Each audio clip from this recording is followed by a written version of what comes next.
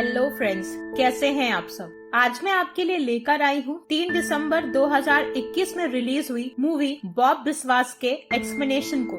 ये मूवी आप ZEE5 पर देख सकते हैं। इस मूवी को डायरेक्ट किया है दिया अनुपमा घोष ने। मेन लीड में है अभिषेक बच्चन और चित्रांगदा सिंह। तो चलिए सीधे चलते हैं एक्सप्लेनेशन की ओर। मूवी के ओपनिंग सीन में उस्ताद नाम का ड्रग डीलर अपने क्लाइंट के साथ एक डील कर रहा था। वो लोग ब्लू नाम की एक ड्रग सप्लाई करते थे जो स्टूडेंट्स को बहुत ज्यादा पसंद थी।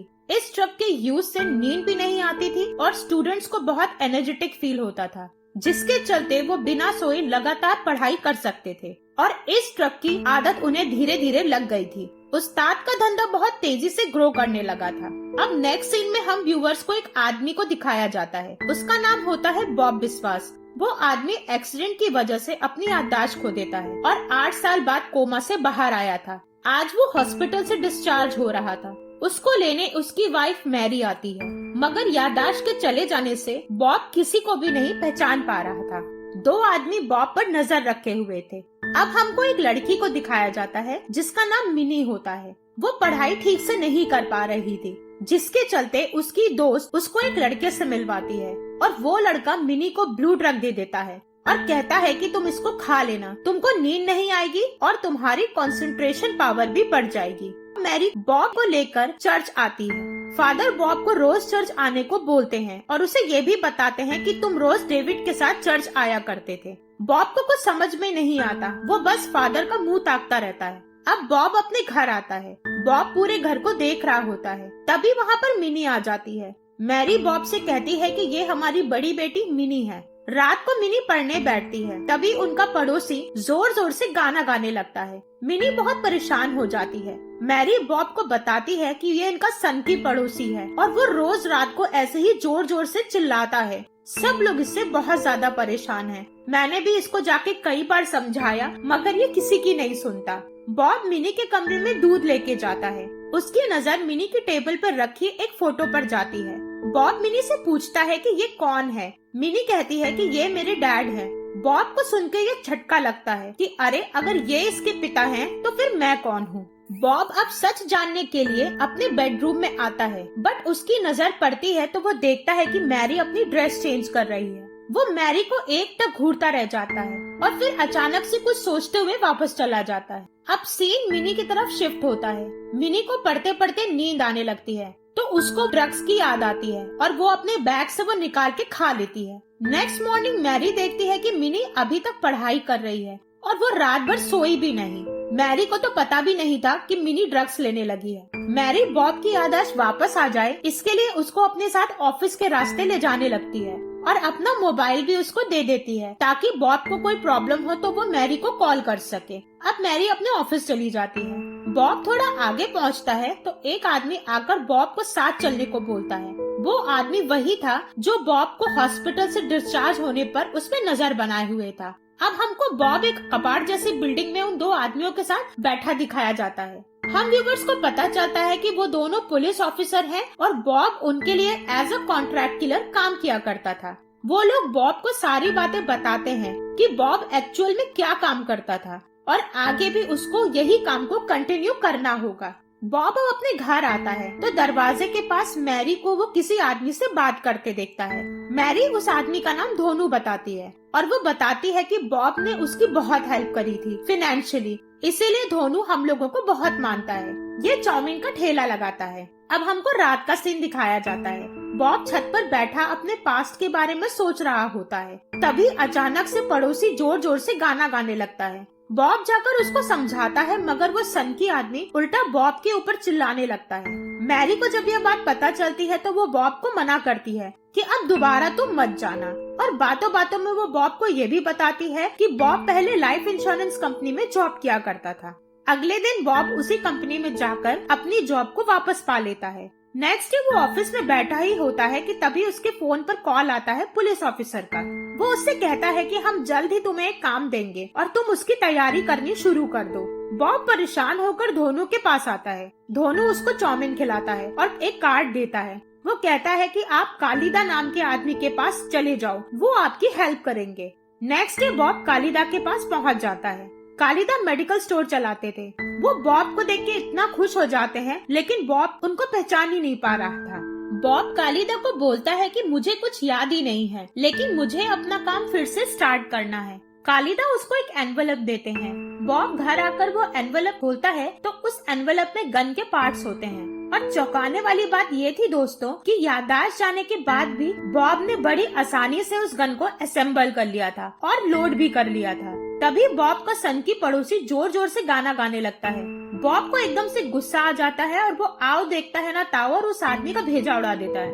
बॉब अब लाश को चादर में लपेटकर ठिकाने लगाने के लिए ले जाने लगता है। तभी वो दोनों ऑफिसर वहाँ आ जाते हैं और बॉब को घर भेज देते हैं, ये बोलते हुए कि हम इसे ठिकाने लगा देंगे। अब हमको उन दोनों पुलिस ऑफिसर के हेड के बारे में पता चलता है, जो कि बॉब से काम करवाने के लिए उन दो ऑफिसर्स को गाइड कर रहा था। मिनी को अब ब्लू ड्रग की लत लग चुकी थी। वो उस लड़के के पास आती है और ब्लू ड्रग मांगने लगती है, तो वो लड़का उसे अपने साथ क्लब ले जाता है। अब बॉब के फोन में एक फोटो आती है। वो फोटो उस्ताद के मेन आदमी की थी। बॉब को इस आदमी को मारना था। अब मिनी और वो लड़का उसी आदमी के पास आते हैं जिसको मारने का टास्क बॉब को मिला था। उस आदमी का नाम बोबाई था। बोबाई उन दोनों को ब्लू ड्रग दे देता है। मिनी और वो लड़का वहाँ से निकल जाते हैं। इतने में बॉब वहाँ आता है और बोबाई को जान से मार देता है। इसी तरह उसका ये टास्क कंप्लीट हो जाता है। बॉब जब लौट रहा होता है तो वो मिनी को देखता है। वो मिनी से पूछता है कि तुम यहाँ क्या कर रही थी, तो मिनी कह देती है कि मैं अपने दोस्त से मिलने आई थी। और वो बॉब से भी पूछती है, तो बॉब कहता है कि मैं अपने क्लाइंट से मिलने आया था। बॉब मिनी के साथ घर जाने लगता है। घर जाते वक्त मिनी बॉब को अपने पिता डेविड के बारे में बताती है कि उसके पापा का सपना था कि वो डॉक्टर बने, और पापा के जाने के बाद एक डॉक्टर अंकल हैं जो उसकी हेल्प करते हैं। वो पापा के साथ काम किया करते थे। अब सीन उस्ताद की तरफ आता है। उस्ताद बोबाई के मरने से बहुत ज्यादा परेशान हो गया था और उसको समझ में ही नहीं आ रहा था कि उसे मारा किसने है। वो उसके कातिल को ढूंढने के लिए एक आदमी को बुलाता है और अब हम सबको ये पता चलता है कि वो आदमी कोई और नहीं बल्कि वो सीधा साधा चाउमीन का ठेला लगाने वाला धोनू है। धोनू एक्चुअली उस्ताद का आदमी था और वो उस्ताद के लिए काम करता था। बॉब कालिदा के पास आता है गोलियां लेने के लिए। वो कालिदा को अपनी मन की बात बोलता है और उन्हें बताता है कि मैं बहुत ज्यादा कंफ्यूज हूँ। तो कालिदा उसको समझाते हैं कि देखो ये सब काम पहले से तय है और लिखा हुआ है। हम सबको वही करना है जो हमें बोला गया है। God is creator and God is destroyer also. अब बॉब और मैरी रात को बात कर रहे होते हैं। मैरी बॉब को बताती है कि डेविड के जाने के बाद बॉब ने उसे सहारा दिया और अगर बॉब नहीं होता तो वो कब की मर गई होती। और ये कहते हुए वो बॉब के करीब आ जाती है और वो लोग इंटीमेट होते हैं। अब नेक्स्ट डे बॉब अपने ऑफिस में होता है। उनके सेल पे एक आदमी की फोटो आती है। वो आदमी वही होता है दोस्तों जो मूवी के ओपनिंग सीन में दिखाया गया था। बॉब उस आदमी को भी मार डालता है। बॉब जब उस आदमी को मार कर आ रहा होता है तो वहाँ पर एक बिल्डिंग के पास आकर उसको डेविड, मैरी और अपने विजन आते हैं। वो देखता है कि वो मैरी और डेविड का दोस्त है और उसने ही डेविड को लोहे की रॉड से मारा था जिससे कि डेविड की मौत हो गई थी। इस विजन के आने के बाद बॉब बहुत परेशान हो जाता है और दुखी हो जाता है। नेक्स्ट सीन में हमको धोनू दिखता है जो कालिदा के पास गन लेने आया था। एक्चुअली में कालिदा एक गन सप्लायर था जो कि मेडिकल स्टोर की आड़ में ये 2 नंबर का धंधा किया करता था, पर वो आदमी अपने उसूल का एकदम पक्का था। अब हमको एक लेडी इंस्पेक्टर को दिखाया जाता है जिसका नाम इंदिरा होता है। इंदिरा ब्लू ड्रग रैकेट वालों को पकड़ने के मिशन पर थी। वो बोबाई के मर्डर वाली जगह पर सीसीटीवी फुटेज देखने आई थी। वो फुटेज में मिनी और उस लड़के को देख लेती है। नेक्स्ट सीन में मैरी और बॉब एक जगह पर बैठे होते हैं। बॉब इस गंदे काम को छोड़ना चाहता था। वो मैरी से बोलता है कि हम दूसरी जगह शिफ्ट हो जाते हैं, मगर मैरी उसको ये समझाती है कि हमारी फाइनेंशियल कंडीशन अभी सही नहीं है। अब इंदिरा मिनी और उसके दोस्त से पूछताछ करने आती है, मगर वो दोनों इंदिरा को कुछ नहीं बताते। ऊपर से मिनी कह देती है कि वो तो अपने पिता के साथ थी। अब इंदिरा को बॉब पर शक हो जाता है। बॉब, मिनी और मैरी ग्रेवयार्ड में होते हैं डेविड की कब्र पे फूल चढ़ाने के लिए। बॉब को फिर से याद आता है कि वो पैसों के लिए ये काम किया करता था, तो उसने पैसे कहीं तो छुपाए होंगे। मिनी और मैरी के जाने के बाद बॉब एक पत्थर को हटाता है तो वहाँ पे उसको एक डायरी मिलती है और एक चाबी भी जिसको वो घर ले आता है। बॉब को एक ब्रेसलेट भी मिलता है, मगर उसको वो याद नहीं आ रहा था कि ये ब्रेसलेट आखिर है किसका। वो ब्रेसलेट अपनी पैंट की जेब में रख लेता है। जब बॉब अपनी डायरी खोलता है तो उसमें उसको अपने पिछले काम का सारा कच्चा चिट्ठा लिखा हुआ मिलता है और वो चाबी देखकर अचानक से सोच में पड़ जाता है कि ये चाबी आखिर है किस चीज की।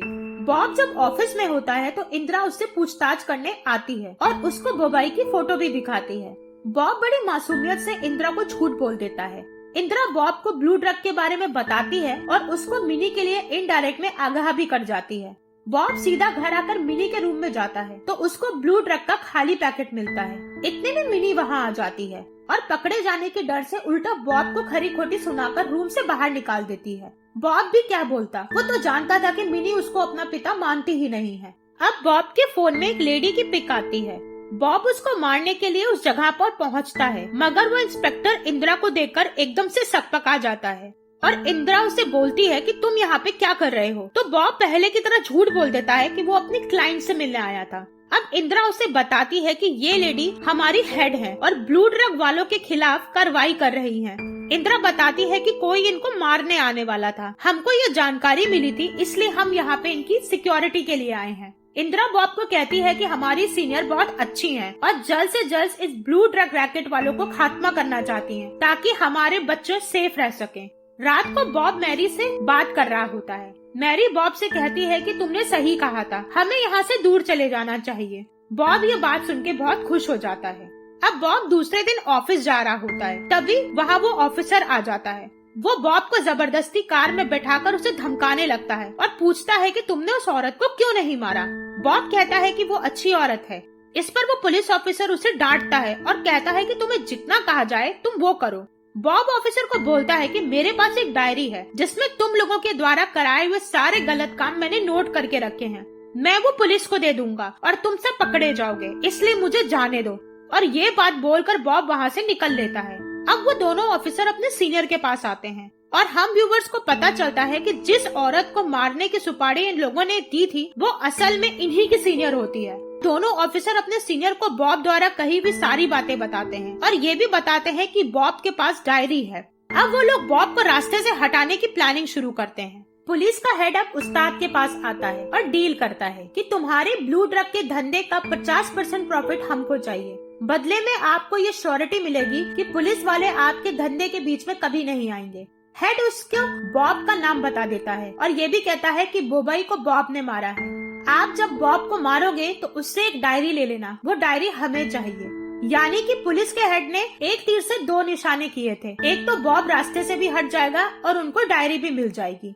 उस्ताद ये बात मान जाता है। अब नेक्स्ट सीन में बॉब कालिदा को बंदूक वापस करने जाता है और अपनी नई लाइफ शुरू करने वाली बात भी बताता है। अब जब बॉब कालिदा को वो चाबी दिखाता है तो कालिदा उसे अंदर लेकर जाते हैं। वहाँ पे एक बक्सा होता है, वो उसी की चाबी होती है। बॉब जब वो बक्सा खोलता है तो उसमें बहुत सारे पैसे होते हैं।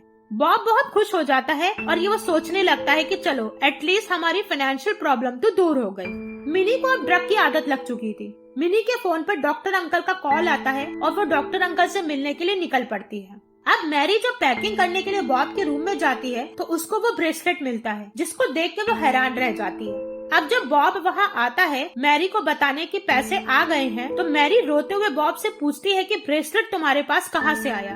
वो कहती है कि जब डेविड का मर्डर हुआ था तो ये ब्रेसलेट गायब था और मैंने ही डेविड को ये ब्रेसलेट एज अ गिफ्ट दिया था। बॉब कुछ बोलता इससे पहले ही उस्ताद के गुंडे वहाँ आ जाते हैं और बॉब को बहुत मारते हैं, उससे डायरी भी छीन लेते हैं। मैरी बॉब को संभालने आती है। इतने में वो गुंडा वापस आता है और बॉब से कहता है कि तुम्हें तो पता है ना, अपने धंधे का उसूल, काम करो तो पूरा करो।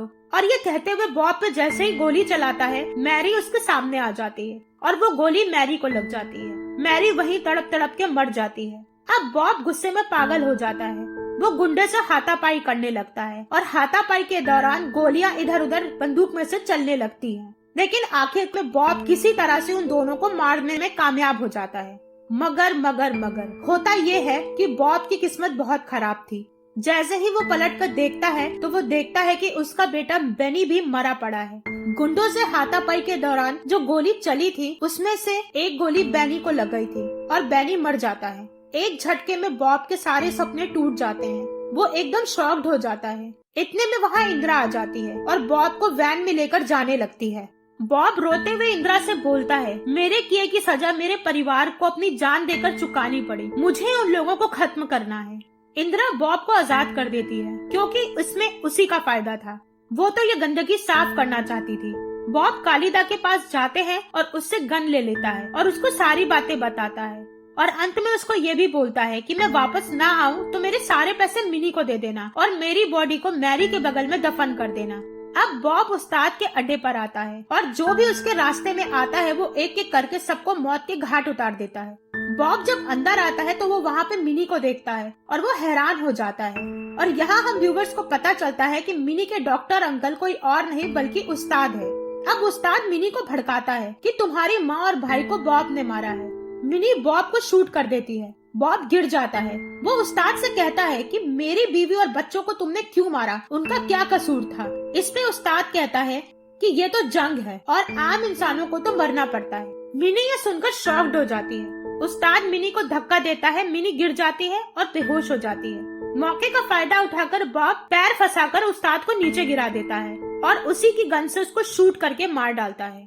नेक्स्ट सीन में मिनी और बॉब मैरी की कब्र के पास आते हैं। मिनी बॉब से कहती है कि मैं तुमसे नफरत करती हूँ। बॉब उसको समझाता है मगर मिनी नहीं मानती और चली जाती है। फिर बॉब मैरी की कब्र के पास आकर बोलता है, मिनी तो मुझसे कभी भी खुश नहीं होगी, वो हमेशा मुझसे नाराज ही रहेगी। एक बार मिनी सेटल हो जाए मैं तुम्हारे पास आ जाऊंगा क्योंकि मेरा अब यहाँ दिल नहीं लगता तुम्हारे बिना। इतने में बॉब का फोन बजता है। जब वो फोन देखता है तो उसमें विद्या नाम की एक लेडी का फोटो होता है। बॉब बड़ी क्रीपी से स्माइल देता है और मूवी यहीं पे एंड हो जाती है। तो दोस्तों ये थी कहानी बॉब बिस्वास की। अगर आपने विद्या बालन की 2012 में आई कहानी मूवी देखी है तो उसमें जो बॉब बिस्वास था ये मूवी उसी कैरेक्टर पर बेस है। कहानी 1 में ये कैरेक्टर बहुत छोटा था मगर लोगों ने ये कैरेक्टर बहुत पसंद किया और इस कैरेक्टर की पॉपुलैरिटी इतनी बढ़ गई जिस वजह से बॉब बिस्वास नाम की ये मूवी बनी। बॉब बिस्वास के रोल को अभिषेक बच्चन ने बहुत अच्छे से निभाया है मगर कहानी वाले बॉब बिस्वास होता तो शायद बात ही कुछ और होती। अब डायरेक्टर ने पुराने और असली बॉब बिस्वास को मूवी में क्यों नहीं लिया ये तो वही जाने। आपको क्या लगता है दोस्तों, हमें कमेंट बॉक्स में जरूर बताइएगा कि किसकी एक्टिंग ज्यादा अच्छी थी, विद्या बालन वाली कहानी के बॉब बिस्वास की या इस बॉब बिस्वास की। चैनल को सब्सक्राइब जरूर करिएगा, लाइक शेयर और कमेंट भी। Thank you and good bye.